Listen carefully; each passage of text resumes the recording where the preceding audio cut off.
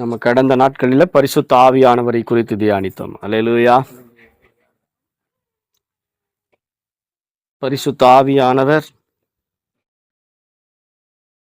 இந்த கடைசி நாட்களிலே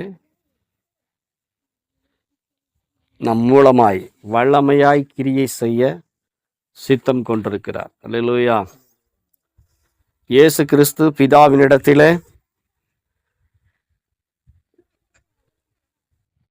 தேவனுடைய வலது பாரிசத்தில் அமர்ந்து நமக்காக அநேக விண்ணப்பங்களை செய்து கொண்டிருக்கிறார்.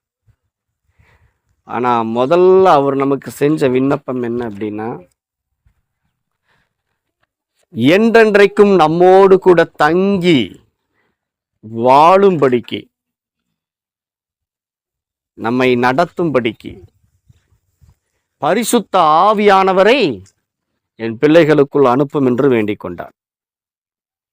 ஏன்னா இயேசு கிறிஸ்து இந்த பூமியில வெற்றிகரமா தம்முடைய ஊழியத்தை செஞ்சு முடிச்சதுக்கு மிக முக்கியமான காரணம் பரிசுத்த ஆவியானவர்.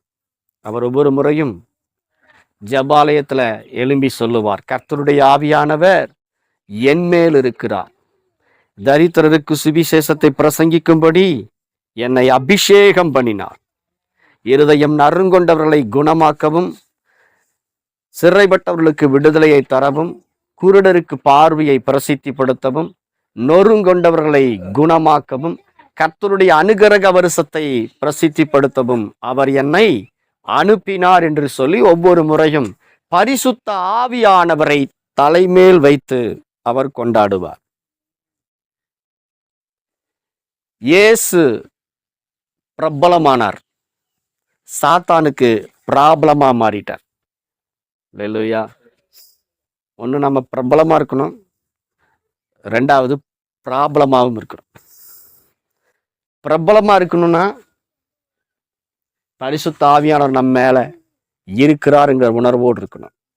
இன்னும் சொல்ல போனா பிசாசுக்கு நாம ட்ரபுளா இருக்கணும் அப்படின்னா பரிசுத்த ஆவியானவரை தலை மேல வச்சு கொண்டாடணும். பரிசுத்த ஆவியானவரை தலை மேல வச்சு கொண்டாடணும். இயேசு கிறிஸ்து நமக்கு நல்ல முன்மாதிரி. அவர் ஒவ்வொரு முறையும் பரிசுத்த ஆவியானவரை மேன்மைப்படுத்தி பேசிக்கொண்டே இருப்பார். ஒரு இடத்துல சொல்றார், எனக்கு விரோதமா பேசினா மன்னிக்கப்படும், பரிசுத்த ஆவியானவருக்கு விரோதமாய் நீங்கள் பேசினீர்கள் என்றால் அது இம்மையிலும் மறுமையிலும் மன்னிக்கப்படாமல் இருக்கும் அப்படின்னு சொன்னார். அப்படின்னா பரிசுத்த ஆவியானவரை இயேசு மேன்மைப்படுத்தினார். இந்த மாம்சத்திலே இயேசு வெளிப்பட்ட நாட்களிலே பிதாவை மேன்மைப்படுத்தினார், தம்மேல பரிசுத்த ஆவியானவரை வைத்து கொண்டாடினார். அல்லேலூயா. யாரெல்லாம் பரிசுத்த ஆவியானவரை தலைமேல் வைத்து கொண்டாடுகிறார்களோ அவங்க சீக்கிரத்துல பிரபலம் ஆயிடுவாங்க. சீக்கிரத்துல பிசாசுக்கு ப்ராப்ளமா மாறிடுவாங்க. வசனம் சொல்லுது பாருங்க, லூக்கா 4ஆம் அதிகாரம் 1வது வசனத்துல இயேசு கிறிஸ்துவை குறித்து அங்கே சொல்லப்பட்டிருக்கிறது. இயேசு கிறிஸ்து ஊழியத்தை ஆரம்பிக்கும் போது எப்படி ஆரம்பிச்சாரா? வாழ்க்கையை ஆரம்பிக்கும் போது, ஒரு நாளை ஆரம்பிக்கும் போது, ஒரு வேலையை ஆரம்பிக்கும் போது எப்படி ஆரம்பிக்கணும் அப்படின்னா, லூக்கா 4ஆம் அதிகாரம் 1வது வசனம் சொல்லுகிறது, இயேசு பரிசுத்த ஆவியினால் நிறைந்தவராய் யோர்தானை விட்டு திரும்பி கலிலேயாவுக்கு போனாரா? ஆவியானவராலே வனாந்தரத்துக்கு கொண்டு போகப்பட்டார். பரிசுத்த ஆவியில நிறைஞ்சுதான் அவர் தம்முடைய ஊழியத்தை ஸ்டார்ட் பண்ணார். நீங்க ஒவ்வொரு நாளையும் பரிசுத்த ஆவியில நிறைஞ்சுதான் நீங்க ஸ்டார்ட் பண்ணணும். நீங்க பரிசுத்த ஆவியில நிறையும் பொழுது, பரிசுத்த ஆவியானவரை தலைமேல வச்சு நீங்க கொண்டாடும் போது, அந்த நாள் முழுவதும் பரிசுத்த ஆவியானவர் உங்களை நடத்துவார். வசனம் சொல்லுகிற சங்கீதம் 32:8, நான் உனக்கு போதித்து நீ நடக்க வேண்டிய வழியை உனக்கு நான் காட்டுவேன், உன்மேல் என் கண்ணை வைத்து உனக்கு ஆலோசனை சொல்லுவேன். சங்கீதம் 32:8. நான் உனக்கு போதகராயிருப்பேன், உன்னை நான் வழி நடத்துவேன், உன் மேல என் கண்ணை வச்சுட்டே இருப்பேன், உனக்கு நான் ஆலோசனை சொல்லுவேன். இதெல்லாமே பரிசுத்த ஆவியானவருக்கு கொடுக்கப்பட்ட பெயர். அவர் போதகர், அவர் ஆலோசனையின் ஆவியானவர், அவர் போதிக்கிறவர், அவருக்கு நமக்கு வழிகாட்டுகிறவர், நம்மை நடத்துகிறவர். அப்போ ஒரு நாளை ஆரம்பிக்கும் போது அல்லது நம்முடைய வேலையை ஆரம்பிக்கும் போது நாம் எப்படி ஆரம்பிக்கணும்னா பரிசுத்த ஆவியில நிறைஞ்சு ஆரம்பிக்க வேண்டும். அல்லேலூயா. இனி நம்ம அதை செய்ய போறோம். பரிசுத்த ஆவியில நிறைஞ்சு இயேசு ஊழியத்தை ஆரம்பிச்சார் பாருங்க. பிசாசுடைய சோதனைகள் வந்துச்சானா வந்துச்சு. கண்களின் இச்சையை கொண்டு வந்தான், மாம்சத்தின் இச்சைகளை கொண்டு வந்தான், ஜீவனத்தின் பெருமைகளை அவன் கொண்டு வந்தான். ஏன்னா எல்லாமே அவனுடைய சரக்கு. அதனால இயேசுவை சோதிக்க வந்தா எல்லாவற்றிலும் இயேசு என்ன பண்ணாரு? ஜெயம் எடுத்தார். அல்லேலூயா சொல்லுவோம். எல்லாத்தையும் ஜெயிச்சார். அவர் பரிசுத்த ஆவியில் தான் நிறைஞ்சிருந்தார் என்பதுக்கு அடையாளம் என்னன்னா, கர்த்தருடைய ஆவியானவர் என் மேல் இருக்கிறார்னு அவர் சொன்னார். ஒண்ணு. ரெண்டாவது, 2 சாமுவேல் 23ஆம் அதிகாரம் 2வது வசனம் சொல்கிறது, கர்த்தருடைய ஆவியானவர் என்னை கொண்டு பேசினார், அவருடைய வசனம் என்னுடைய நாவில் இருந்தது. கர்த்தருடைய வசனம் எப்பொழுதெல்லாம் உங்க வாயிலிருந்து புறப்படுதோ அப்போதெல்லாம் நீங்கள் பரிசுத்த ஆவியினாலே நிரப்பப்படுகிறீர்கள்.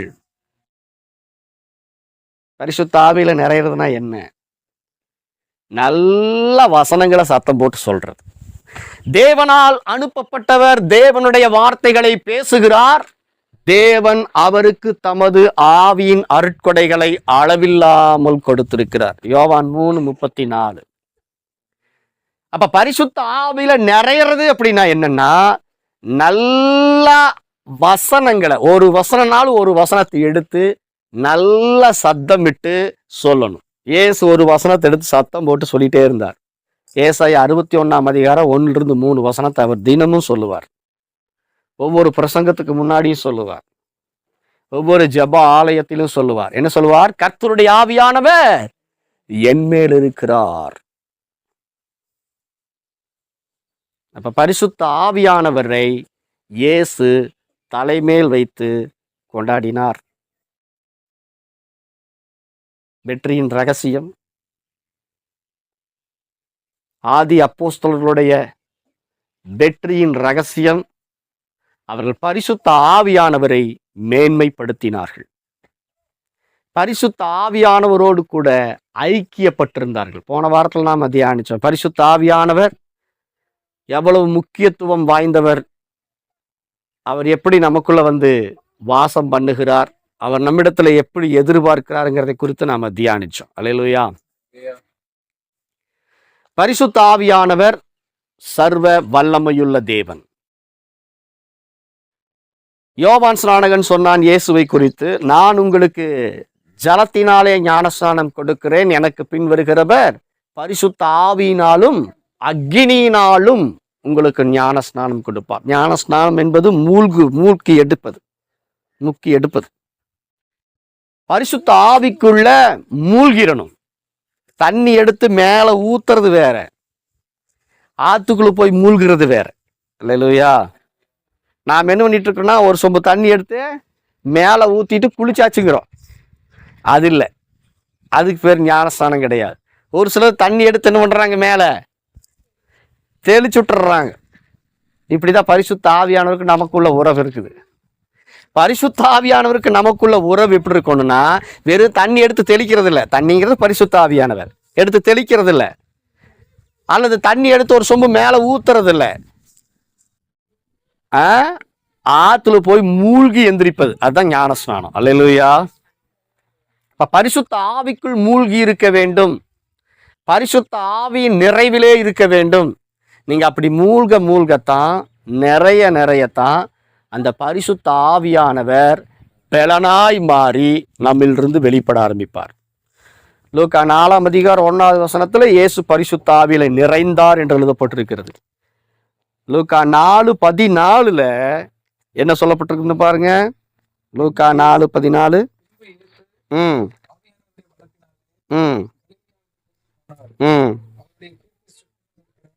தேசமெங்கும் பரம்பி. அப்ப முதல் வசனம் பாருங்க, இயேசு பரிசுத்த ஆவியினாலே நிறைந்தவராய் யோர்தானை விட்டு திரும்பி ஆவியானவராலே வனாந்தரத்துக்கு கொண்டு போகப்பட்டார். பரிசுத்த ஆவியில நாம நிறைஞ்சோம் அப்படின்னு சொன்னா யோர்தானை விட்டு திரும்பி விடலாம். யோர்தான்னா மரணம். யோர்தான்னா மரணம். நம்முடைய பாவத்தை அங்கதான் அடக்கம் பண்ற இடம், அங்கதான் ஞானஸ்நானம் எடுக்கிறாங்க. அப்ப யோர்தான் பாவம் மரணம் அப்படிங்கிற அந்த பிரமாணத்திலிருந்து நம்ம எப்ப விடுதலை ஆவோம் அப்படின்னா ஆவியின் நிறைவுக்குள் வரும்போது. கிறிஸ்து இயேசுவினாலே ஜீவனுடைய ஆவியின் பிரமாணம் என்னை பாவம் மரணம் என்பவர்களின் பிரமாணத்திலிருந்து விடுதலை ஆக்கிருச்சு. அப்ப விடுதலை, கர்த்தரே ஆவியானவர், கர்த்தருடைய ஆவி எங்கேயோ அங்கே விடுதலை உண்டு. அப்ப யோர்தான் அந்த மரணத்தை விட்டு திரும்புகிறோம். அந்த நிறைவு வந்ததுக்கு அப்புறம் பாருங்க 14வது வசனத்துல இயேசு ஆவியானவருடைய பலத்தினாலே அப்படின்னு எழுதப்பட்டிருக்கு. அப்ப நிறைய நிறைய நிறைய நிறைய பாத்திரம் நிறைஞ்சதுக்கு அப்புறம் அது பலனா மாறிடும். ஆவியானவர் என்ன பண்ணிடுவாரா? பலனா மாறிடும். பரிசுத்த ஆவி உங்களிடத்துல வரும்போது நீங்கள் பலன் அடைவீர்கள். அப்போஸ்தலர் 1:8. அந்த பலன், பரிசுத்த ஆவியானவர் வந்த உடனே பலன் அடைகிறது எப்படின்னா அவருக்குள்ள நிறைஞ்சிட்டே இருக்கணும். நிறைய நிறைய நிறைய நிறையத்தான் அவருடைய முழு பலத்தையும் நாம் அனுபவிப்போம். அல்லேலூயா. அந்த பரிசுத்த ஆவியில நம்ம நிறையும் போதுதான் வசனம் சொல்லி பாருங்க, ஆவியானவருடைய பலத்தினாலே கலிலேயாவுக்கு திரும்பிப்பாங்க. கலிலேயான்னா உயிர் தெழுதல்னு அர்த்தம். யோர்தான்னா மரணம், கலிலேயாவுன்னா உயிர் தெழுதல். எப்படி நான் சொல்றேன்னா, இயேசு சொன்னாரு, நான் மரித்து அடக்கம் பண்ணப்பட்டு 3ஆம் நாளில் உயிர் தெழுந்த உடனே கலிலேயாவுக்கு போவேன்னு சொன்னார். அல்லேலூயா. அப்ப ஆரம்பத்துல யோர்தானிலிருந்து புறப்படுறார், அவர் கலிலேயாவுக்கு திரும்பி போனார். அல்லேலூயா. அப்ப பரிசுத்த ஆவியானவருடைய பலன் உங்களுக்குள் வரும்போது நீங்கள் உயிர்த்தெழுதலின் வல்லமையை ஒவ்வொரு நாளும் அனுபவிக்கலாம். அல்லேலூயா. சரி, ஓகே. பரிசுத்த ஆவியானவர் எதற்கு கொடுக்கப்பட்டிருக்கிறார் அப்படின்னா முதல்ல நல்லா தெரிஞ்சுக்கங்க, பரிசுத்த ஆவியானவர் நமக்கு ஏன் தேவை? நமக்கு அவர் நமக்கு எதுக்கு? அவர் நமக்கு எதுக்கு தேவைப்படுறார் அப்படின்னா, நம்பர் 1, பரிசுத்த ஆவியானவர் ரோமர் 8ஆம் அதிகாரம் 27வது வசனம் சொல்கிறது. வாசிங்க. எதுக்கா?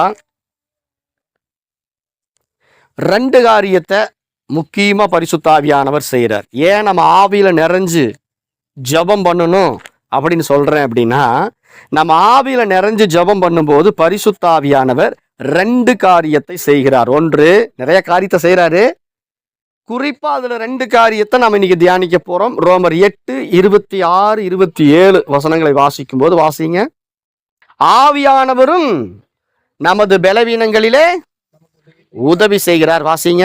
ஏற்றபடி வேண்டிக் கொள்ள வேண்டியது என்னவென்று, ஏற்றபடி வேண்டிக் கொள்ளுகிறது அறியாமல் இருக்கிறபடியால், இன்னதென்று அறியாமல் இருக்கிறபடியால் ஆவியானவர் தாமே வாக்கு கடங்காத பெருமூச்சுக்களோடு வேண்டுதல் செய்கிறார். என்ன பண்றாரா? நமக்காக. சொல்லுங்க. எனக்காக வேண்டுதல் செய்கிறார். நீங்க ஆவியில் நிறைஞ்சு அந்நிய பாஷையில பேசும்போது அவர் உங்களுக்காக வேண்டுதல் செய்கிறாரா? சொல்லுங்க. உங்களுக்காக. சொல்லுங்க. எனக்காக வேண்டுதல் செய்கிறார். அப்ப பரிசுத்த ஆவியானவர் எதுக்கு கொடுக்கப்பட்டிருக்கிறாருன்னா, முதல்ல அவர் உங்களுக்குள் வந்த உடனே முதல் வேலையா அவர் என்ன செய்யறாருன்னா, உங்களை பலப்படுத்துறதுக்கு, உங்களை திடப்படுத்துறதுக்கு, அவருக்குள்ள உறுதியா நிக்கிறதுக்கு, நீங்க கீழே விழாம இருக்கிறதுக்கு, பாவத்துல பிசாசின் கிரிகளில அவன் கொண்டு வருகிற போராட்டங்களில நாம விழுந்து விடாதபடிக்கு, நாம பலத்தோடு நிற்பதற்கு, நம்முடைய பலவீனங்களில. சொல்லுங்க. நம்முடைய பலவீனம் ஒண்ணு கோபமா இருக்கலாம், பாவமா இருக்கலாம், சோதனையா இருக்கலாம், சண்டையா இருக்கலாம், அதெல்லாம் நம்முடைய பலவீனங்கள். அந்த பலவீனங்களிலே நமக்கு என்ன பண்றாரா? வேண்டுதல் செய்கிறார். வேண்டுதல் செய்கிறார். வசனம் சொல்லுது நம்முடைய வீக்னஸ்ல, சொல்லுங்க, நம்முடைய வீக்னஸ் என்ன அப்படிங்கிறது அவருக்கு நல்லா தெரியும். அந்த வீக்னஸ்ல உட்கார்ந்து அவர் என்ன பண்றாருன்னா நம்முடைய பலவீனங்களுக்காக வேண்டுதல் செய்கிறார். அப்ப கர்த்தருக்குள்ள நம்மளை பலப்படுத்துறது தான் அவருடைய பிரதான நோக்கம். அதுக்கு அவர் என்ன செய்யறாருன்னா முதல்ல வேண்டுதல் செய்கிறார். நமக்காக என்ன செய்யறாரு? வேண்டுதல் செய்கிறார். அதை குறித்து நான் ஒரு நாள் உங்களுக்கு நான் பிரசங்கம் பண்ணியிருக்கிறேன், அவர் எப்படிலாம் வேண்டுதல் செய்வார்னு சொல்லி. ரெண்டாவது, பரிசுத்த ஆவியானவர் என்ன செய்வாரா? 1 கொரிந்தியர் 2ஆம் அதிகாரம். அப்படி இருந்தும் தேறினவர்களுக்குள்ளே ஞானத்தை பேசுகிறோம், இப்பிரபஞ்சத்தின் ஞானத்தை அல்ல, அழிந்து போகிறவர்களாகிய பிரபஞ்சத்தின் பிரபுக்களுடைய ஞானத்தையும் அல்ல, உலக தோற்றத்திற்கு முன்னே நம்முடைய மகிமைக்காக உலக தோற்றத்துக்கு முன்னே தேவன் நம்முடைய மகிமைக்காக ஏற்படுத்தினது. சொல்லுங்க, என்னுடைய மகிமைக்காக ஏற்படுத்தினது. எனக்காக, என்னுடைய மகிமைக்காக. பரிசுத்த ஆவியானவர் எதுக்கு கொடுக்கப்பட்டிருக்காரு? பரிசுத்த ஆவியானவர் உங்களுக்குள் இருந்து அவர் விண்ணப்பம் பண்றதா இருந்தாலும் சரி, உங்களுக்குள் இருந்து அவர் பேசுறதா இருந்தாலும் சரி, 2 காரியத்தை மனசுல வச்சுட்டு அவர் செய்வார். ஒண்ணு உங்களுடைய நன்மைக்காக, உங்களுடைய எதிர்காலத்துக்காக. சொல்லுங்க, எனக்காக, என்னுடைய எதிர்காலத்துக்காக அவர் பேசுறார். ஆவியில் நிரம்பி அந்நிய பாசலா டடா அப்படி இப்படின்னு எல்லாம் பேசுறோம்ல, அது சர்வசாதாரணமானதல்ல. இல்லையா? நீங்க அந்நிய பாஷைகளிலே பேசும்போது, அக்னி பாஷைகளிலே பேசும்போது உங்களுடைய பலவீனங்களுக்காக அவர் பரிந்து பேசுகிறார். உங்கள் பலவீனம் அவருடைய பலத்தால் மாற்றப்படும்படி அது மாறுது. நீங்க அவரோடு கூட பேச பேச பேச பேச நம்முடைய பலவீனங்கள் எல்லாம் மாறும், ஒவ்வொன்னா அப்படியே மாறி. ரெண்டாவது, உங்களுடைய எதிர்காலத்துக்காக அவர் பேச சொல்றார். அல்லேலூயா. 7ஆவது வசனம் சொல்லுது, சொல்லுங்க படிங்க. உலக தோற்றத்திற்கு முன்னே தேவன் நம்முடைய மகிமைக்காக ஏற்படுத்தினதும் மறைக்கப்பட்டதுமாயிருந்த ரகசியமான தேவஞானத்தையே பேசுகிறோம். உலக தோற்றத்துக்கு முன்னாடியே, இந்த உலகத்தை உண்டாக்குறதுக்கு முன்னாடியே, இந்த பூமியை அஸ்திபாரம் போடுறதுக்கு முன்னாடியே நாம அவருடைய நினைவிலே வந்து விட்டோம். அல்லேலூயா. உலகம் உண்டாகிறதுக்கு முன்னாடியே, நீங்க சொல்றீங்க இல்லையா, தாய் உருவாகிறதுக்கு முன்னாடியே பாத்தீங்க இல்லையா, அவருடைய கருவை, என்னுடைய கருவை அவரு கண்டுட்டார். எலும்புகள் உருவாகிறதுக்கு முன்னாடி, நரம்புகள் உருவாகிறதுக்கு முன்னாடி, தசைகள் உருவாகிறதுக்கு முன்னாடி உன்னை குறித்தும் என்னை குறித்தும் அவருக்கு தரிசனம் உண்டாயிருச்சு. அல்லேலூயா. எப்போ இன்னும் சொல்ல போனா, நீங்க உருவாகிறதுக்கு முன்னாடி இல்ல, உங்க பெற்றோர்கள் உருவாகிறதுக்கு முன்னாடி இல்ல, உலகம் உண்டாகிறதுக்கு முன்னாடியே, இந்த பூமிக்கு தேவன் அஸ்திபாரம் போடுறதுக்கு முன்னாடியே உங்களுடைய ஃபியூச்சரை, உங்களுடைய எதிர்காலத்தை அவர் டிசைன் பண்ணிட்டாரு. அல்லேலூயா. உங்களுடைய காலங்கள் அவருடைய கரத்தில் இருக்கிறது. உங்களுடைய எதிர்காலங்கள் எல்லாம் அவருடைய கரத்தில் இருக்குது. உங்களை குறித்து அவருக்கு ஒரு திட்டம் இருக்குது, ஒரு நோக்கம் இருக்குது. அதை இந்த பூமியில அவர் செய்யணும் உங்களை கொண்டு. அதுக்காக அவர் ஏற்கனவே என்ன பண்ணிட்டாரா? உலக தோற்றத்துக்கு முன்னே தேவன் நம்முடைய மகிமைக்காக ஏற்படுத்தினதும் மறைக்கப்பட்டதுமான ரகசியமான தேவ ஞானத்தை பேசுகிறோம். சொல்லுங்க, தேவ ஞானத்தை. தேவனுடைய ஞானம்ங்கிறது என்ன தெரியுமா? தேவனுடைய ஞானம் என்பது உலக தோற்றத்துக்கு முன்னாடியே அவர் உங்களை முன்குறித்தது. உலக தோற்றத்துக்கு முன்னாடியே உங்க மேல ஒரு அழைப்பை வைத்தது. உலக தோற்றத்துக்கு முன்னாடியே, நீங்க உருவாகிறதுக்கு முன்னாடியே உங்களுடைய எதிர்காலத்தை அவர் டிசைன் பண்ணி வச்சிருக்கிறாரு.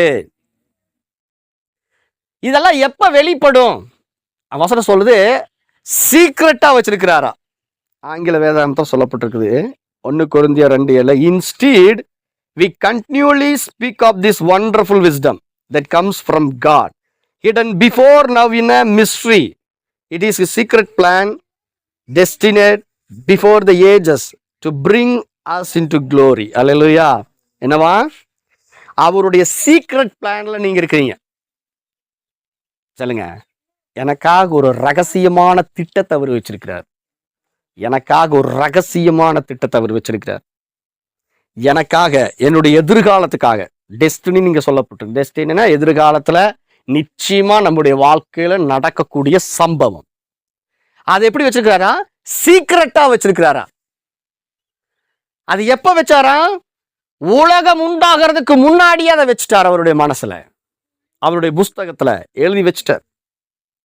இன்னும் சொல்ல போனா மறைக்கப்பட்டிருக்குது. என்ன பண்ணிருக்குதா? மறைக்கப்பட்டிருக்குதா? அது தேவ ஞானமா வச்சிருக்கிறார். இது தேவ ஞானம். எது தேவ ஞானம்? எனக்கான ஒரு திட்டம் இருக்குது, அது ரகசியமா இருக்குது, அது மறைக்கப்பட்டிருக்குது. உலகம் உண்டாகிறதுக்கு முன்னாடி அவர் டிசைன் பண்ணி வச்சிருக்கிறாரு. நம்மளை குறிச்சு ஒரு ப்ளூ பிரிண்ட் வச்சிருக்கிறாரு. நம்மளை குறிச்சு ஒரு நோக்கம் வச்சிருக்கிறாரு. அது ரகசியமா வச்சிருக்கிறார். இந்த ரகசியம் எப்ப வெளிப்படுத்தப்படும் அப்படின்னா, எப்ப வெளிப்படுத்தப்படும்? வசனம் சொல்லுது, we continually speak of this wonderful wisdom. Hallelujah. That comes from God. தேவனிடத்திலிருந்து வருகிற அந்த தெய்வீக ஞானம். தெய்வீக ஞானம்னா என்ன? உங்களை குறித்து தேவன் வச்சிருக்கிற திட்டம், அந்த ரகசிய திட்டம், அந்த மறைக்கப்பட்ட திட்டம், தேவ ஞானமா இருக்கிற அந்த திட்டத்தை நீங்க தொடர்ந்து பேசும்போதுதான் அது வெளிப்படுமாமா. அதனாலதான் அந்நிய பாஷையில பேச சொல்றேன். ரகசியம் பேசுகிற அந்நிய பாஷையில் பேசுகிறவன் 1 கொரிந்தியர் 14:2 அந்நிய பாஷையில் பேசுகிறவன் தேவனிடத்திலே ரகசியங்களை பேசுகிறார். என்ன ரகசியம் எப்படி பேசுறோம் அப்படின்னா, ஆண்டவரே என்னை குறிச்சு நீங்க வச்சிருக்கிறீங்க ஒரு திட்டத்தை, அது மறைச்சு வச்சிருக்கிறீங்க, அது ரகசியமா இருக்குது, அது வெளிப்படணும். இந்த பூமியில ஒரு காரியம் வெளிப்படணும்னா நம்ம வாயை திறந்து பேசணும். அப்பனா தான் வெளிப்படும். அல்லேலூயா. அப்ப ஆவியில நிறைஞ்சு நீங்க அந்நிய பாஷையில பேசும்போது தேவனே உங்களுக்குள் இருந்து பேசுகிறார். எப்படி சீர்கெட்டு போன இந்த உலகத்தை அவர் வாயுடைய வார்த்தைகள் புறப்பட்டு எல்லாம் சீராக்குச்சோ, இருளை வெளிச்சமாக்குச்சோ, பரிசுத்த ஆவியானவர் என்ன பண்ணார்? இருளை வெளிச்சமாக்கினார். பரிசுத்த ஆவியானவர் இருளை வெளிச்சமாக்கினார், ஒழுங்கின்மையை ஒழுங்குபடுத்தினார், குறைவுகளை எல்லாவற்றையும் நிறைவாக்கினார். ஆதியாகமம் 1:2 பரிசுத்த ஆவியானவரை குறித்த முதல் படமே என்னன்னா, நம்மளை வெளிப்பாட்டுக்குள்ள நடத்துறது, வெளிச்சத்துக்குள்ள நடத்துறது. 2வது நம்முடைய ஒழுங்கீனங்கள் எல்லாத்தையும் மாத்துறது. 3வது நம்முடைய குறைவுகள் எல்லாம் நிறைவாக்குகிறது. பரிசுத்த ஆவியானவரை குறித்த முதல் பிக்சரே அதுதான். இப்ப பரிசுத்த ஆவியானவர் உங்க மேல் இருக்கிறார், உங்களுக்குள் இருக்கிறார், உங்கள் மேல் அசைவாடி கொண்டிருக்கிறார். சொல்லுங்க, எப்படி இருக்கிறாரா? அசைவாடி கொண்டிருக்கிறார். எதுக்கு? எதுக்கு அசைவாடி கொண்டிருக்கிறார்? ஆதியாகமம் 1:2 எதுக்காக அசைவாடினாரு?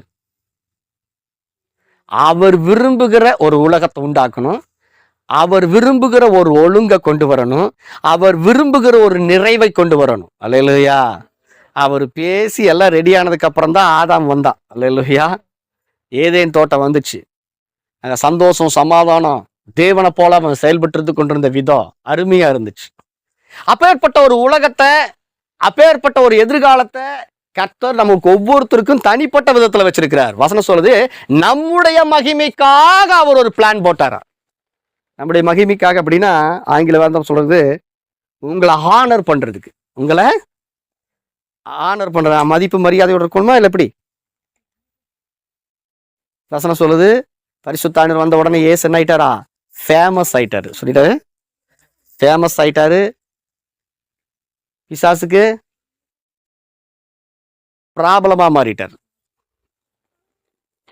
பிரபலமாயிட்டாரு, பிராபலமா மாறிட்டார். அல்லேலூயா. இந்த 2 காரியத்துக்காக சொல்லுங்க, நான் பிரபலமாகணும்னா நல்ல ஆவியில் நிறைஞ்சு தேவ ஞானத்தை, தேவ ஞானம் மீன்ஸ் தேவனுடைய வார்த்தை, தேவ ஞானம் மீன்ஸ் டங்ஸ். இந்த 2ஐயும் நீங்க பேச பேச பேச பேச பேச பேச பேச பேச வசனம் சொல்லுது, கண்டினியூலி தொடர்ந்து என்ன பண்ணணும்? பேசணும். நீங்க செய்ய வேண்டிய வேலையெல்லாம் செய்யுங்க. கண்டினியூஸ் அப்படிங்கிறது கண்டினியூலிங்கிறதுக்கு ஒரு வித்தியாசம் இருக்குது. அவர் ஊழியக்காரர் நீ காலையில் பேசுது. கண்டினியூஸ் அப்படின்னா நிற்காம எந்த வேலையும் செய்யாமல் ஃபுல் கான்சென்ட்ரேட் அதுலேயே வச்சு கண்டினியூஸாக செய்கிறது. எந்த வேலையும் செய்யக்கூடாது, 24 hours அதை செய்கிறது. அதை சொல்லு இந்த இடத்துல வேதம். கண்டினியூலி உங்கள் வேலைகளை செய்யுங்க, தொடர்ந்து என்னங்க கொஞ்ச நேரம் வேலை செய்யுங்க, கொஞ்ச நேரம் வந்து உட்காந்து அந்நிய பாஷை பேசுங்க, அல்லது வேலை செஞ்சுட்டு அந்நிய பாஷையில் பேசுங்க. கண்டினியூலி இதை தான் ஆதி அப்போஸ்தலர்கள் செஞ்சாங்க.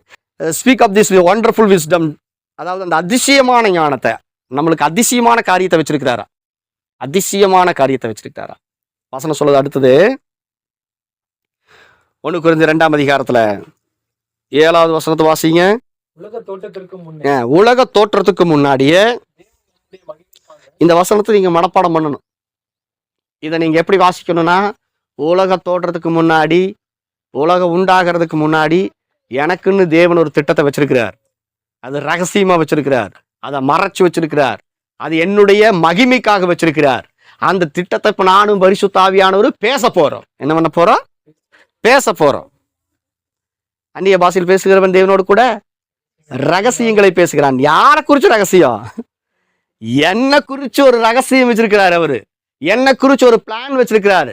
என்ன குறிச்சு ஒரு சீக்கிரட்டா அவர் மறைச்சு வச்சிருக்கிற அந்த தேவ ஞானத்துக்குரிய ரகசியத்தை நான் இந்த பூமியில பேசணும். ஏன் பேசணும்? நான் இந்த பூமியில அவரே செஞ்சிடலாம்ல? இல்ல, பிரமாணம் என்ன சொல்லுது தெரியுமா? உலகம் எப்படி உண்டாச்சு? அவர் பேசின வார்த்தையினால உண்டாச்சு. இப்ப இந்த உலகத்துல ஒண்ணு உருவாகணும்னா அவருக்கு வார்த்தை தேவை. பரிசுத்த ஆவியானவர் ஏன் நம்முடைய நாவை கேட்கிறாரு? உனக்காக அவர் ஒரு வேலையை செய்யணும், இந்த பிளானவே வெளியே கொண்டு வரணும். இந்த சீக்ரெட் பிளானை, தேவன் வச்சிருக்கிற ரகசிய திட்டத்தை, உன்னுடைய ஃபியூச்சரை, உன்னுடைய எதிர்காலத்தை அவர் இந்த வெளியில கொண்டு வந்து அதெல்லாம் நடப்பிக்கணும்னா அவருக்கு உன் வாயிலிருந்து புறப்படுகிற வார்த்தை தேவைப்படுகிறது. அல்லேலூயா. அதனாலதான் அவங்க பரிசுத்த ஆவியானவருக்கு இடம் கொடுங்கன்னு சொல்றோம். அவர் வேலை செய்யறதுக்கு இடம் கொடுக்க மாட்டீங்களே, நாவை கொடுக்க மாட்டீங்களே, அப்புறம் எப்படி பிளான் எப்படி ஒர்க் அவுட் ஆகுது? அல்லேலூயா. உங்களுக்குன்னு அவர் வச்சிருக்கிற பிளான் எப்படிப்பட்டது தெரியுங்களா? திட்டம் எப்படிப்பட்டது தெரியுமா? உங்களை ஹானர் பண்றதுக்கு, உங்களை மகிமைப்படுத்துறதுக்கு தேவன் வச்சிருக்கிற அந்த மறைவான ரகசியம், அந்த ப்ளூ பிரிண்ட் என்ன தெரியுங்களா? வசனம் சொல்லுது பாருங்க. அடுத்த வசனம் வாசிங்க. 9வது வசனமா வாசிங்க. எழுதி இருக்கிறபடி அவருடைய ப்ளூ பிரிண்ட்ல அவர் எழுதி வச்சிருக்கிறார். உங்களை குறிச்சு ஒரு சீக்ரெட் பிளானை வச்சிருக்கிறார், அந்த ரகசிய திட்டத்தை வச்சிருக்கிறார். அது உங்களுடைய எதிர்காலத்தை குறித்து வச்சிருக்கிறார். அது யாருக்கும் தெரியாத அளவுக்கு மறைச்சு வச்சிருக்கிறார். அது தேவ ஞானமா எழுதி வச்சிருக்கிறார். எழுதி இருக்கிறபடி என்னன்னு எழுதி வச்சிருக்கிறாரா? கவனிங்க, என்ன குறிச்சு தேவன் ஒரு திட்டத்தை வச்சிருக்கிறாரு, அது ரகசியமா எழுதி வச்சிருக்கிறாரு. அது என்ன எழுதி வச்சிருக்கிறாரா? வசனம் சொல்லுது, தேவன் தம்மில் அன்பு கூறுகிறவர்களுக்கு. யாருக்கு எழுதி வச்சிருக்கிறாரு? அவருடைய லவ்வர்ஸ்களுக்கு. சொல்லுங்க, ஹிஸ் லவ்வர்ஸ் எழுதப்பட்டிருக்கு இந்த இடத்துல. அவரை நேசிக்கிறவங்களுக்கு, அவரை நேசிக்கிறவங்களுக்குன்னு அவர் ஒரு தனி புஸ்தகம், ஒரு லவ் லெட்டர் மாதிரி எழுதியிருக்கிறார். உன்னெல்லாம் எப்படியெல்லாம் நான் வச்சுக்க போறேன், உனக்கு எப்பேற்பட்ட வீட்டை நான் கட்ட போறேன், உன்னை எப்படியெல்லாம் நான் மகிமைப்படுத்த போறேன், உன்னை எப்படியெல்லாம் மகிமைப்படுத்துறேன், எப்படியெல்லாம் உன்னை சிங்காரிக்க போறேன், எப்படியெல்லாம் உன்னை அலங்கரிக்க போறேன் அப்படிங்கிறத அவர் எழுதி வச்சிருக்கிறார். எழுதி வச்சிருக்கிற அவருடைய பிளானு, அந்த திட்டமெல்லாம் பார்த்தா அப்படியே நான் இது படிக்கும் போதெல்லாம் நான் ஆவியில துள்ளுனது உண்டு. என்ன வாசனம் சொல்லுது, வாசிங்க. எழுதியிருக்கிறபடி தேவன் தம்மில் அன்பு கூறுகிறவர்களுக்கு, தம்மில் அன்பு கூறுகிறவர்களுக்கு ஆயத்தம் பண்ணினதை, உலக தோற்றத்துக்கு முன்னாடியே அவர் ஆயத்தம் பண்ணி வச்சிருக்கிறாருன்னு சொன்னேன் இல்லையா? ஆயத்தம் பண்ணினதை வசனம் சொல்லுது ஆங்கில வேதாகமத்துல, இதுவரையிலும் எந்த கண்ணும் காணாத ஒரு திட்டமா. சொல்லுங்க, இதுவரையிலும் எந்த மனுஷனுடைய கண்களுக்கும் காணாத ஒரு திட்டம். உலகத்துல பிறந்த எந்த மனுஷனும் இதுவரையிலும் பார்க்கல. அல்லேலூயா. உங்களை குறிச்சு அவர் வச்சுக்கிற ப்ளூ பிரிண்ட் என்ன? இது வரைக்கும் சொல்றாரு இல்லையா சாலமோன் கிட்ட, இதுக்கு முன்னாடியும் ஞானி இல்லை, உனக்கு பின்னாடியும் ஞானி இல்லை, நீ தான் ஞானின்னு சொன்னார் இல்லையா? அது மாதிரி ஒரு பிளான் வச்சிருக்கிறார் நம்மளுக்கு. அல்லேலூயா. விசுவாசிக்கிறீங்களா? விசுவாசிக்கிறீங்களா? சாலமோனை பார்த்து சொன்னாரு, சாலமோனிலும் பெரியவர் நமக்குள் இருக்கிறார். அவர் ஒரு பிளான் வச்சிருக்கிறாரு. அல்லேலூயா.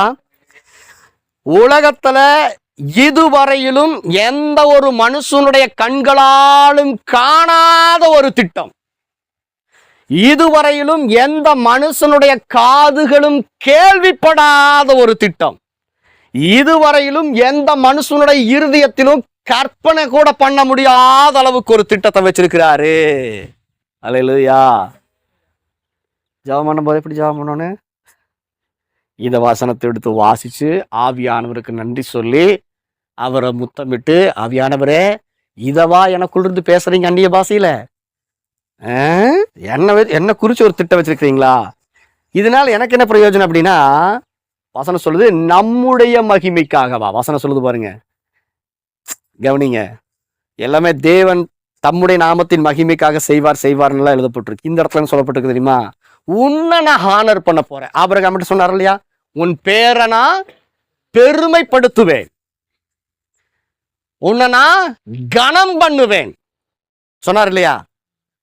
இது எப்படிப்பட்ட கனம் தெரியுமா? இது எப்படிப்பட்ட மகிமை தெரியுமா?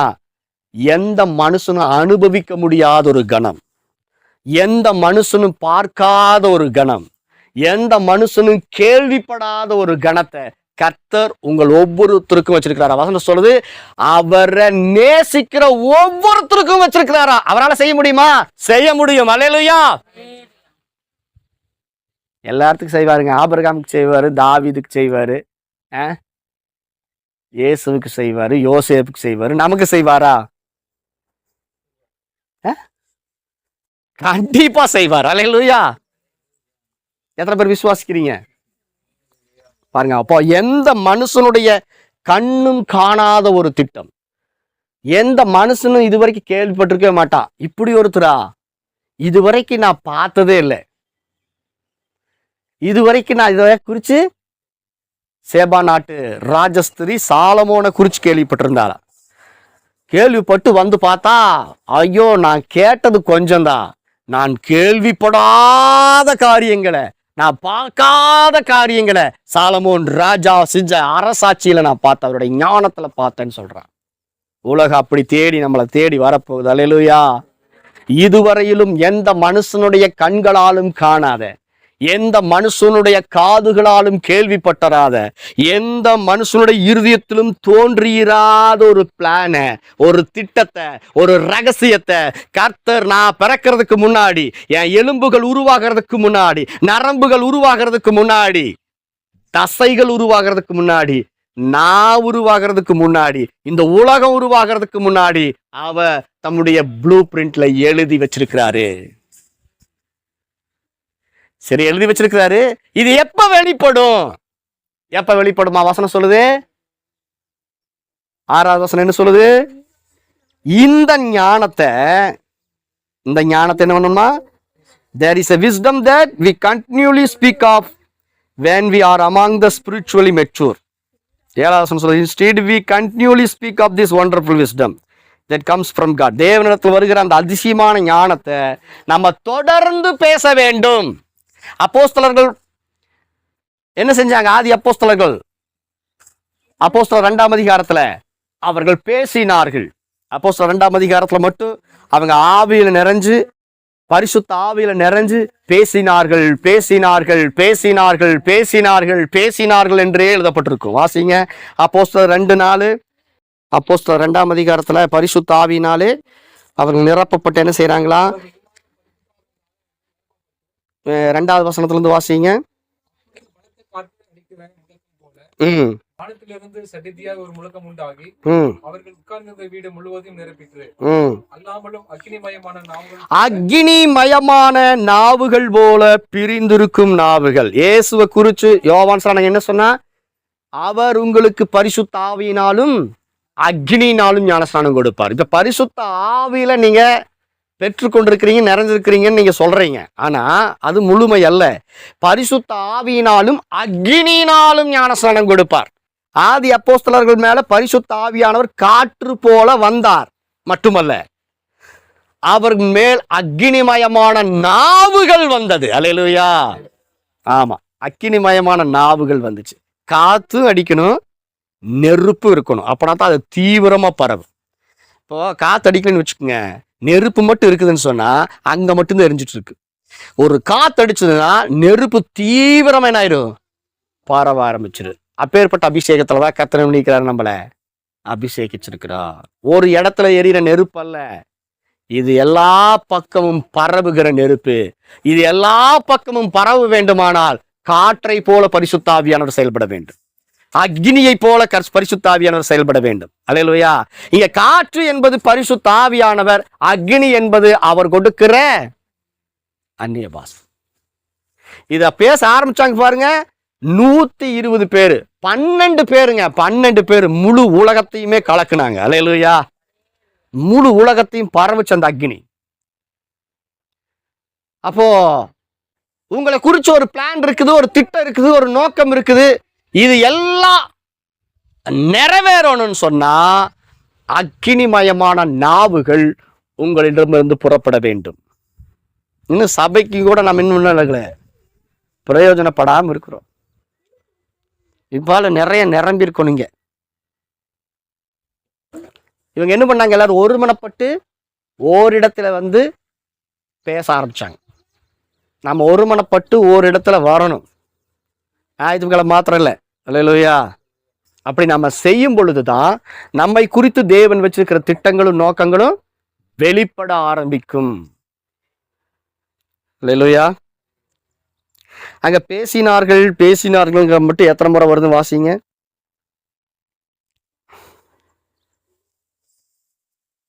4வது வசனம் வாசிங்க. அவர்கள் எல்லாரும் பரிசுத்த ஆவியினாலே நிரப்பப்பட்டு ஆவியானவர் தங்களுக்கு தந்தருளின வரத்தின்படியே வெவ்வேறு பாஷைகளிலே பேச தொடங்கினார்கள். பேசத் தொடங்கினார்கள். அப்போதான் ரிப்பன் கட் பண்ணி சிறப்பு விழா செஞ்சிருக்காங்க. அல்லேலூயா. அப்படின்னா அப்போதான் கடையை திறந்து வச்சிருக்கோம்னா, கடையை மூடல, கடை என்ன பண்ணல, மூடல, திறந்து வச்சிருக்காங்க. அப்ப நம்ம தொடர்ந்து பேச வேண்டும். அங்க வசனம் சொல்லுது பாருங்க, நீங்க அப்படி பேசும்போது என்ன நடக்குமா, வானத்தின் கீழ் இருக்கிற சகல தேசத்தாரிலும் இருந்து வந்த தேவ பக்தியுள்ள யூதர்கள் அப்பொழுது எருசலேமிலே வாசம் பண்ணினார்கள். அந்த சத்தம் உண்டான போது திரளான ஜனங்கள் கூடி வந்தார்கள். கரங்களை தட்டுவோம். அந்த சத்தம் உண்டான போது திரளான ஜனங்கள் கூடி வந்தார்கள். அந்த சத்தம் உண்டான போது திரளான ஜனங்கள் கூடி வந்தார்கள். வசனம் பாருங்க, அவங்க கூடி வந்தாங்க இல்லையா, அவங்க என்ன பாஷைகளை பேசினார்களோ அதைத்தான் அவங்க பேசிட்டு இருந்திருக்காங்க. அவங்களுக்குரிய பாஷையை பேசிட்டு இருந்தாங்க. அவங்களுக்குரிய ஒண்ணு பரிசுத்த ஆவியானவர் அவர்களிடமிருந்து புறப்பட செய்தார். அல்லேலூயா. தேவை யாருக்கு தேவையோ, அவர் யாரை கூப்பிடணும்னு விருப்பப்படுறாரோ அவங்களுக்குரிய ஒன்ன நம்முடைய நாவிலே வைத்து அவர் விண்ணப்பம் பண்ண ஆரம்பிச்சிருவார், பேச ஆரம்பிச்சிருவார். அல்லேலூயா. அப்படி பேசும்போது கண்டிப்பா அதற்கு ஏற்ற அதற்குரிய ஜனங்கள் கூடி வருவார்கள். சபையில் ஆத்துமாக்கள் நிரம்பி வழியணும்னா சபையாரா சேர்ந்து அந்நிய பாஷையில பேசணும். எப்ப பரிசுத்த ஆவியானவர் ஊற்றப்பட்டா, அதிகாலையில 3 மணிக்கு பரிசுத்த ஆவியானவர் ஊற்றப்பட்டார். 3 மணியிலிருந்து காலையில 9 மணி வரைக்கும் அவங்க அந்நிய பாஷையில பேசினாங்க. எத்தனை மணி நேரம் சொல்லுங்க பார்க்கலாம்? 6 மணி நேரம் பேசியிருக்காங்க. எத்தனை மணி நேரம் பேசியிருக்காங்க? 6 மணி நேரம் சபையாரா சேர்ந்து அவங்க பேசுனதுனால அங்க ஒரு பெரிய எழுப்புதல் புறப்பட்டுச்சு. நாம 1 மணி நேரம் கூட வந்து உட்கார மாட்டோம். அல்லேலூயா. இருக்கீங்களா? எத்தனை பேர் மாசத்துல ஒரு டைம் ஆகுது நாங்க ஒரு 6 மணி நேரம் என்ன பண்ண போறோம், சேர்ந்து ஜெபம் பண்ண போறோம்னு சொல்றவங்க ஒரே ஆள் தான் இருக்கு. கர்த்தர் உங்களையும் மகிமைப்படுத்துவார். பாருங்க வாசம், அந்த சத்தம் என்ன பண்ணுச்சா பாருங்க, அந்த சத்தம் உண்டான போது திரளான ஜனங்கள் கூடி வந்தார்கள். அமெரிக்காவில் ஒரு சர்ச் நடத்திட்டு இருக்காரு ஒரு யூதர். அவருடைய சபை பயங்கரமா வளர்ந்துட்டு போயிட்டு இருக்குது. உங்களுடைய சபையின் வளர்ச்சிக்கு காரணம் என்னன்னு கேட்டாங்களாம். அவர் ஒன்னே ஒன்று சொன்னார். நாங்க 3 பேரா இணைஞ்சு, எத்தனை பேரு சபையில் எத்தனை பேர் இருந்தாங்க? 3 பேர். 3 பேரா கை கோர்த்து 3 பேரா இணைஞ்சு நாங்க சத்தமிட்டு அந்நிய பாஷைகளிலே பேசுகிறோம். மணிக்கணக்கா பேசுறோம், மணிக்கணக்கா பேசுறோம். ஆவிக்குரிய மண்டலத்துல ஒரு காரியம் நடக்குது. ஆவிக்குரிய மண்டலத்துல ஒரு காரியம் நடக்குது. தொடர்ந்து நாங்க ஒரு 6 மாசம் பேசணும். எத்தனை மாசம் பேசணும்? தினம் ஒரு 3 மணி நேரம் நல்ல ஆவியில் நிறைஞ்சு பேசுறது. கண்டினியூலி அப்படின்னா அவங்க வேலை அவங்க எல்லாம் செஞ்சுட்டு அவங்க 3 மணி நேரத்தை ஒதுக்கிக்கிறாங்க. 24 மணி நேரத்துல 3 மணி நேரத்தை ஒதுக்கி தொடர்ந்து கண்டினியூவா என்ன பண்ணியிருக்காங்க? பேசியிருக்காங்க. 6 மாசம் தொடர்ந்து அதை பண்ணிட்டே இருந்தாங்க. அதுக்கப்புறம் பார்த்தீங்கன்னா ஜனங்க வர ஆரம்பிச்சிட்டாங்க. எதை கோட் பண்றாரு அவரு? இதைத்தான் கோட் பண்றாரு. அந்த சத்தம் உண்டான போது திரளான ஜனங்கள் கூடி வந்தார்கள். இது எழுதியிருக்கிற ஆண்டவரே எங்க வாழ்க்கையில நிறைவேறணும். நாங்க என்ன பண்ண போறோம்? இந்த சத்தத்தை பரிசுத்த ஆவியானவரும் நாங்களும் இணைஞ்சு என்ன பண்ண போறோம்? உயர்த்த போறோம். நாங்க உயர்த்தும் போது ஜனங்கள் கூடி வர வேண்டும். அவங்க கூடி வந்தாங்களா? கூடி வந்தாங்க. ஃப்ளைட் பிடிச்சி வருவாங்களா ஆராதனைக்கு? இவங்க சர்ச்சுக்கு 1 மணி நேரம் ஃப்ளைட் டிராவல் இல்லையா? ஒரு சண்டே சர்வீஸ்க்கு, இங்க கவனிங்க, ஒரு சண்டே சர்வீஸ்க்கு 3 மணி நேரம் அட்டன் பண்றதுக்கு 1 மணி நேரம் ஃப்ளைட்ல டிராவல் பண்ணி இவங்க சர்ச்சுக்கு வர்றாங்களா?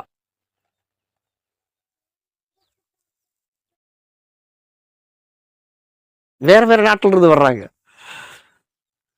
என்ன ரகசியம்னு கேட்டா, இவங்க ஏதாவது பண்ணாங்களான்னா ஒண்ணும் பண்ணல. இவங்க பண்ணது ஒண்ணுமே அட்வர்டைஸ்மெண்ட் கிடையாது, எதுவுமே பண்ணலைங்க. ஆவியானவர் செஞ்சார். அல்லேலூயா. ஆவியானவர் செய்வார். சொல்லுங்க, ஆவியானவர் செய்வார். அல்லேலூயா. எருசலேமில் அத்தனை யூதர்கள் ஒண்ணு கூட்டினார் இல்லையா? எங்கள் இடத்துல கூட்டணும். அதுக்கு என்ன செஞ்சாங்களா? அந்த சத்தம் உண்டான போது திரளான ஜனங்கள் கூடி வந்து தங்கள் தங்கள் பாஷையிலே அவர்கள் பேசுகிறதை அவர்கள் கேட்டபடியினால் கலக்கமடைந்தார்கள். எப்படியா? பேதுரு ஒரு பாஷை பேசுறாரு இங்கிலீஷ்ல. இங்கிலீஷ் இப்பதான் உருவாச்சு, உதாரணத்துக்கு சொல்றேன். தமிழ்ல பேசுறாரு. பார்த்தா தமிழ்நாட்டில இருந்து ஒருத்தர் போயிருக்கிறார். இவர் பேசின உடனே அவரை குறிச்சு எல்லாமே பேசியிருக்கிறார் தமிழ்ல. இப்ப யாருக்கு புரியும்? அந்த தமிழருக்கு மட்டும் புரியும், பேதுருக்கு கூட புரியாது. உடனே என்ன குறிச்சு புட்டு தமிழுக்கு இவருக்கு சம்மந்தமே இல்லையே, இவன் என்ன குறிச்சு என்ன பண்றான்? தெளிவா சொல்றானே, தேவனை புகழ்றானே, என்ன குறிச்சு பேசுறானேன்னு சொல்லி அப்படி அங்கத்தினர் ஆயிட்டாங்க. இப்ப அந்த ஆராதனைக்கு வாரத்தை ஒரு டைம் இந்தியாவில இருந்து பிளைட் பிடிச்சிட்டு அவர் என்ன பண்ணிருப்பாரு? சொல்ல முடியும், அங்கேயே தங்கி இருந்தாலும் தங்கியிருப்பார். நம்மளை குறிச்சு A to Z சொல்றாரு. அடுத்தடுத்து என்ன நடக்குது, அடுத்தடுத்து என்ன நடக்க போகுது. அல்லேலூயா. அப்படி ஒரு அனுபவம் இருக்குது. அப்படி ஒரு அனுபவம் நம்மளுக்கு புரியாது, அவங்களுக்கு புரிஞ்சிடும். அல்லேலூயா. அப்ப பாருங்க, எல்லாரும் கூடி வந்தாங்க. கூடி வந்து அவங்க பேசுறத கேட்டாங்க. அப்ப அவங்களுக்குரிய ஒன்ன பரிசுத்த ஆவியானவர் நம்ம நாவல வைக்கிறார். அவங்களுக்குரிய தேவையா இருக்கலாம், அல்லது அவங்களுக்குரிய எதிர்காலமா இருக்கலாம், அவங்களுக்குரிய சுகமா இருக்கலாம், அவங்களுக்குரிய ஐஸ்வர்யம், அவங்களுக்குரிய பலன், ஆசீர்வாதம், ஏதாவது ஒன்ன பரிசுத்த ஆவியானவர் நம்ம வாயில வச்சு அதை பேசுறார். பேசுனதுனால இவங்க என்ன ஆனாங்களா? எல்லாரும் கலக்கமடைந்தார்கள். அப்படியே கலக்கமடைங்கிறதுன்னா பிரமிச்சிட்டாங்க. அடுத்த வருஷம் சொல்லுவாங்க, எல்லாரும் பிரமித்து ஆச்சரியப்பட்டு ஒருவரை ஒருவர் பார்த்து பேசுகிற இவர்கள் எல்லாரும் கலிலேயர் அல்லவா? செம்பட்டவர்கள், மீன் பிடிக்கிறவங்களுக்கு படிப்புக்கு இதுக்கு சம்பந்தமே கிடையாது. ஒண்ணுமே படிக்காத ஒரு அம்மா திடீர்னு இங்கிலீஷ்ல பேச ஆரம்பிச்சு எப்படி இருக்கு?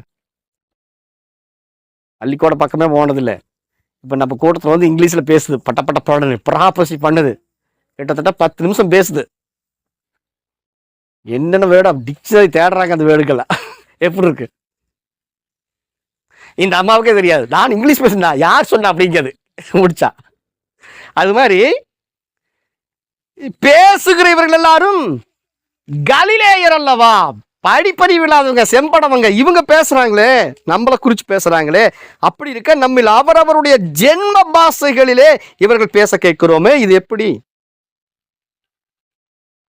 17 விதமான தேசத்தார் அங்க வந்தாங்க, 17 விதமான மொழி அங்க பேசியிருக்காங்க. அல்லேலூயா. அப்ப அந்த சத்தம் என்ன பண்ணுச்சு? ஜனங்களை சொல்லுங்க, சத்தம் என்ன பண்ணுச்சு? ஜனங்களை ஒன்று கூட்டி சேர்த்தது. அன்றைக்கு மட்டும் ரட்சிக்கப்பட்டவர்கள் 3000 பேர். அப்ப ஜனங்க கொத்து கொத்தா நம்முடைய சபையில அங்கத்தினர்கள் ஆகணும், அல்லது ஒரு எழுப்புதலை கொண்டு வரோம்னா முதல்ல எங்க ஸ்டார்ட் ஆகணும்? எனக்குள் இருந்து. சொல்லுங்க, எனக்குள் இருந்து, நமக்குள் இருந்து. இப்போ எந்த மனுஷனுடைய கண்களும் காணாத ஒரு திட்டத்தை, ஒரு மகிமைய, ஒரு ஹானரை கர்த்தர் உனக்கு வச்சிருக்கிறார், எனக்கு வச்சிருக்கிறார். எந்த மனுஷனுடைய காதும் கேள்விப்பட்டிருக்க இப்படியா அப்படின்னு அதுக்கப்புறம் தான் கேள்விப்படுவோம். இதை நாங்க நினைக்கவே இல்லையே, என் கற்பனை கூட பண்ணி பார்க்க முடியலையே இப்படி ஒண்ணு நடக்கும்னு. அப்படி ஒரு மிராக்கலை, அப்படி ஒரு திட்டத்தை, அப்படி ஒரு ரகசியத்தை கர்த்தர் உனக்காகவும் எனக்காகவும் வைத்திருக்கிறார். ஒண்ணு தெரிஞ்சுக்கங்க, இது இன்னைக்கு கொடுத்த வெளிப்பாடு. இந்த வெளிப்பாட்டை நீங்க பிடிச்சுக்கணும். பிடிச்சு என்ன செய்யணும்? உங்களுடைய நாவை மாத்திரம் பரிசுத்த ஆவியினர் கொடுங்க. அல்லேலூயா. இன்னைக்கு பரிசுத்த ஆவியினர் குறித்து 2 காரியத்தை பார்த்தோம். ஒண்ணு, பரிசுத்த ஆவியானவர் அவரை நம்ம தலை மேல வச்சு கொண்டாடணும். அப்படின்னு என்ன? எப்பவும் நம்மளோடு கூடவே இருக்கிறார். கூடவே ஒருத்தரோடு இருக்கிறாருன்னு சொன்னா அவர்கிட்ட பேசாம இருந்தீங்கன்னா எப்படி இருக்கும்? உங்க பிள்ளை கூடவே இருக்குது, அதுகிட்ட நீங்க ஒரு வார்த்தையும் கூட பேசலைன்னா அந்த பிள்ளை எப்படி பேசணும்? கொஞ்சுவீங்க, கிள்ளுவீங்க, முத்தமிடுவீங்க, அதுக்கு தேவையான எல்லாத்தையும் செய்வீங்களா? ஏன்னா பாசம் அவ்வளவு வச்சிருக்கிறீங்க. அதே மாதிரிதான் பரிசுத்த ஆவியானவரை இயேசு கொஞ்சினார், கெஞ்சினார், பேசினார், முத்தமிட்டார், தலை மேல வச்சு கொண்டாடினார். அல்லேலூயா. வச்சு கொண்டாடுவீங்களா? அப்படி நீங்க கொண்டாடி பாருங்க. யாரெல்லாம் பரிசுத்த ஆவியானவர் தலை மேல வச்சு கொண்டாடுறாங்களோ அவங்கள உலகம் தலை மேல வச்சு கொண்டாடும். இனி நான் அதை செய்ய போறேன். அல்லேலூயா. சொல்லுவாமா, உலக தோற்றத்திற்கு முன்னே தேவனுடைய மகிமைக்காக ஏற்படுத்தினதும் மறைக்கப்பட்டதுமான ரகசியமான தேவ ஞானத்தை நான் தொடர்ந்து பேசுவேன். சொல்லுங்க, தொடர்ந்து பேசுவேன். இந்த வசனம் 2 வசனத்தை எடுத்து பேசுங்க. 1 கொரிந்தியர் 2ஆம் அதிகாரம் 6 இந்த தேவ ஞானத்தை பேசுகிற பரிசுத்த ஆவியானவருக்கு ஒரு பெயர் இருக்கிறது. அவர் சர்வ ஞானி. சொல்லுங்க, இப்ப நீங்க சொல்லணும், என் மேல் இருக்கிற பரிசுத்த ஆவியானவர் சர்வ ஞானம் உள்ளவர். சொல்லுங்க, நீங்க ஜெபத்தை ஆரம்பிக்கும் போது சொல்லணும், சர்வ ஞானமுள்ள பரிசுத்த ஆவியானவர் என் மேல் இருக்கிறார். சொல்லுங்க, சர்வ ஞானமுள்ள பரிசுத்த ஆவியானவர் என் மேல் இருக்கிறார் அப்படின்னு சொல்லிட்டு, இந்த சர்வ ஞானமுள்ள பரிசுத்த ஆவியானவர் முக்காலங்களையும் அறிந்தவர். என்னது? உங்களுடைய பிளான் அவருக்கு தெரியும், உங்களுடைய நிகழ்காலம் அவருக்கு தெரியும், உங்களுடைய இறந்த காலம் தெரியும், நிகழ்காலம் தெரியும், எதிர்காலமும் பரிசுத்த ஆவியானவருக்கு தெரியும். உங்களை குறிச்சு தெரியும், மற்றவங்களை குறிச்சு அவருக்கு நல்லா தெரியும். அல்லேலூயா. சங்கீதம் 139 அவர் சர்வ வியாபியா இருக்கிறார். இங்க 1 கொரிந்தியர் 2ஆம் அதிகாரம் 6 வசனத்தை வாசிச்சீங்கன்னா, 12 வசனத்தை வாசிச்சீங்கன்னா, பரிசுத்த ஆவியானவர் சர்வ ஞானம் உள்ளவரா இருக்கிறார். அல்லேலூயா. உங்களை குறித்து A to Z அவருக்கு தெரியும், உங்க குடும்பத்தை குறித்து A to Z அவருக்கு தெரியும், உங்க எதிர்காலத்தை குறித்து A to Z அவருக்கு தெரியும். அல்லேலூயா. அது மாத்திரம் இல்ல, நீங்கள் ஆராதிக்கிற சர்வ வல்லமையுள்ள தேவனை குறித்தும் அவருக்கு நல்லா தெரியும். வசனம் சொல்லுது, வாசிங்க. 1 கொரிந்தியர் 2ஆம் அதிகாரத்துல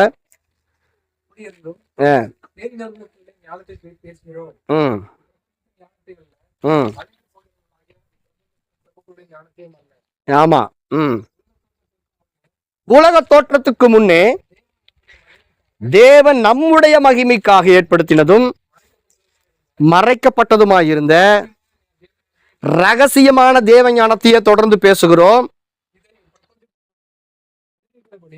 எழுதியிருக்கிறபடி தேவன் தம்மில் அன்பு கூறுகிறவர்களுக்கு ஆயத்தம் பண்ணினவைகளை கண் காணவும் இல்லை, காது கேட்கவும் இல்லை, அவைகள் மனுஷனுடைய இருதயத்தில் தோன்றவும் இல்லை.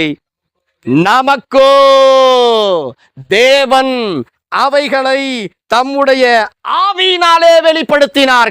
அந்த ஆவியானவர் எல்லாவற்றையும் தேவனுடைய ஆழங்களையும் ஆராய்ந்திருக்கிறார். அல்லேலூயா. ஏன் பரிசுத்த ஆவியில் நிறைஞ்சு பேசணும் தெரியுமா? பரிசுத்த ஆவியானவர் சகலத்தையும் அறிந்த சர்வ ஞானி. தேவனுடைய ஆழங்களையும் அவர் ஆராய்ந்திருக்கிறார். உங்களை குறித்து எல்லா காரியங்களும் அவருக்கு தெரியும். அல்லேலூயா. அதெல்லாம் எப்போ நடைமுறைக்கு வரும்? எப்போ நடைமுறைக்கு வரும்னா, நீங்க வாயை அவருக்கு கொடுக்கும்போது, பக்கத்துல கைப்பிடிச்சு சொல்லுங்க, வாயை மட்டும் அவருக்கு கொடுத்துட்டீங்கன்னா போதும், அவர் பார்த்துக்கு வரல.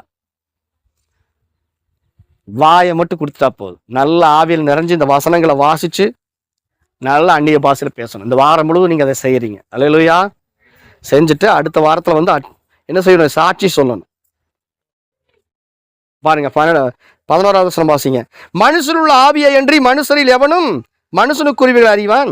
அப்படி போல தேவனுடைய ஆவியை அன்றி ஒருவனும் தேவனுக்குரியவைகளை அறிய மாட்டான். நாங்களோ 10வது வசனத்துல நமக்கோ, 12வது வசனத்துல நாங்களோ செப்பரேட் பண்றார். நாங்களோ உலகத்தின் ஆவியை பெறாமல் தேவனால் எங்களுக்கு அருளப்பட்டவைகளை அறியும்படிக்கு தேவனிடத்திலிருந்து புறப்படுகிற ஆவியையே பெற்றிருக்கிறோம். அல்லேலூயா. தேவன் நமக்கு ஒரு திட்டத்தை அருளி இருக்கிறார், கொடுத்திருக்கிறார். அதை நாம் அறிய வேண்டும் என்பதற்காக பேச வேண்டும். அல்லேலூயா. அதை வெளியே கொண்டு வரணுங்கிறதுக்காக பேசணும். அது நம்முடைய வாழ்க்கையில நடக்கணுங்கிறதுக்காக பேசணும். ஏன்னா பேசாம சொல்லாம தேவன் இந்த உலகத்துல எதையுமே செய்யவில்லை. அதனாலதான் பரிசுத்த ஆவியானவர் உங்களுடைய நாவை கேட்கிறார்.